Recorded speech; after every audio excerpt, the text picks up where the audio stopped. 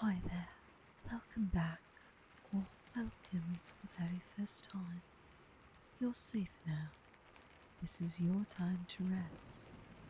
Let go of your day. Let your breath slow down and your thoughts float gently away. Tonight I'll be reading you a fairy tale, an old story wrapped in moonlight and carried on a quiet breeze just for you. So snuggle in, get cozy, and let the soft rhythm of the story guide you into dreams. Let's begin. The Shinansha, or the south-pointing carriage. The compass, with its needle always pointing to the north, is quite a common thing, and no one thinks that it is remarkable now, though when it was first invented, it must have been a wonder.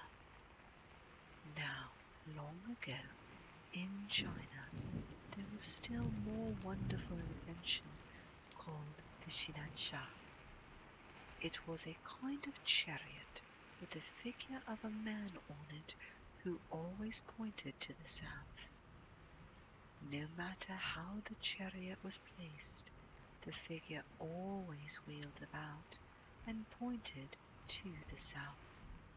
This curious instrument was invented by Kotei, one of the 3 Chinese emperors of the mythological age. Kotei was the son of the Emperor Yuhi. Before he was born, his mother had a vision which foretold that her son would be a great man. One summer evening, she went out to walk in the meadows to seek the cool breezes which blow at the end of the day, and to gaze with pleasure at the starlit heavens above her. As she looked at the North Star, strange to relate, it shot forth vivid flashes of lightning in every direction. Soon after this, her son Kotei came into the world. Kotei, in time, grew to manhood and succeeded his father, the Emperor Yuhi. His early reign was greatly troubled by the rebel Shiyu. This rebel wanted to make himself king, and there were many battles in which he fought to this end. Shiyu was a wicked magician. His head was made of iron, and there was no man who could conquer him. At last, Kotei declared war against the rebel and led his army out to battle. The 2 armies met on a plain called Takuroku. The emperor boldly attacked the enemy, but the magician brought down a dense fog upon the battlefield, and while the royal army were wandering about in confusion, trying to find their way, Shiyu retreated with his troops, laughing at having fooled the royal army. No matter however strong and brave the emperor's soldiers were, the rebel with his magic could always escape in the end. Kotei returned to his palace and thought and pondered deeply as to how he should conquer the magician, for he was determined not to give up yet. After a long time, he invented the Shinansha, with the figure of a man always pointing south, for there were no compasses in those days. With this instrument to show him the way, he need not fear dense fogs raised up by the magician to confound his men. Kotei again declared war against Shiyu. He placed the Shinansha in front of his army and led the way to the battlefield. The battle began in earnest. The rebel was being driven backward by the royal troops, when he again resorted to magic, and upon him saying some strange words in a loud voice, immediately a dense fog came down upon the battlefield. But this time no soldier minded the fog, not one was confused.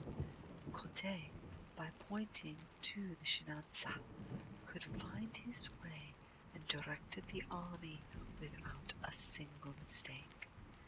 He closely pursued the rebel army and drove them backward till they came to a big river.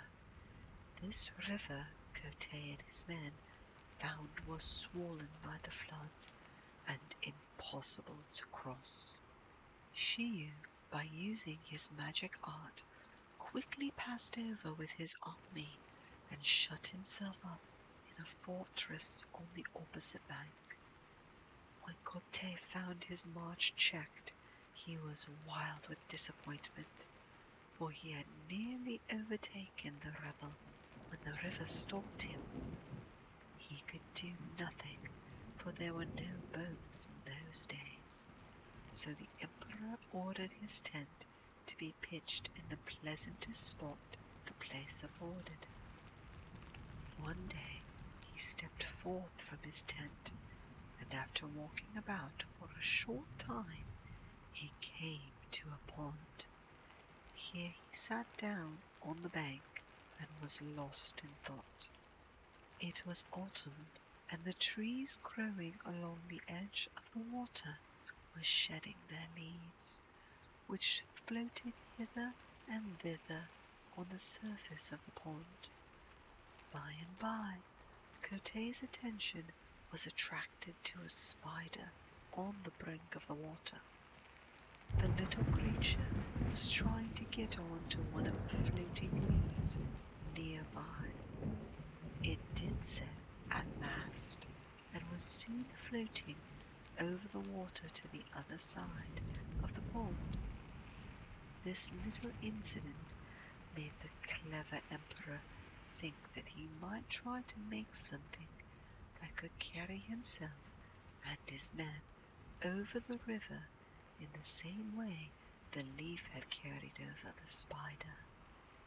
He set to work and persevered until he invented the first boat. When he found that it was a success, he set all his men to make more, and in time there were enough boats for the whole army. Kotei now he took his army across the river and attacked Shiyu's headquarters. He gained a complete victory, and so put an end to the war which had troubled his country for so long. This wise and good emperor did not rest until he had secured peace and prosperity throughout his whole land. He was beloved by his subjects, who now enjoyed the happiness of peace for many long years after him. He spent a great deal of time in making inventions which would benefit his people, and he succeeded in many besides the boat and the south-pointing Shinansha. He had reigned about 100 years when one day, as Kotei was looking upwards, the sky became suddenly red, and something came glittering like gold towards the earth. As it came nearer, Kotei saw it was a great dragon. The dragon approached and bowed its head before the emperor. The empress and courtiers were so frightened that they ran away screaming. But the emperor only smiled and called them to stop and said, "Do not be afraid. This is a messenger from heaven. My time here is finished." Then he mounted the dragon, which began to ascend towards the sky. When the empress and the courtiers saw this, They all cried out together, "Wait a moment, we wish to come too." And they all ran and caught a hold of the dragon's beard and tried to mount him. But it was impossible for so many people to ride on the dragon. Several of them hung on the creature's beard, so that when it tried to mount the hare, it was pulled out and they fell to the ground. Meanwhile, the empress and a few of the courtiers were safely seated on the dragon's back.